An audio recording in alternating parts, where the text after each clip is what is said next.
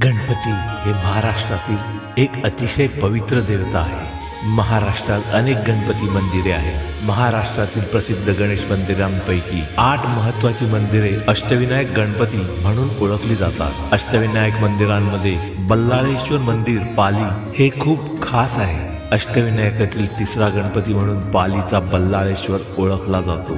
अष्टविनायकातला हा एकच असा गणपती आहे की जो बल्लाळ या भक्ताच्या नावाने प्रसिद्ध आहे।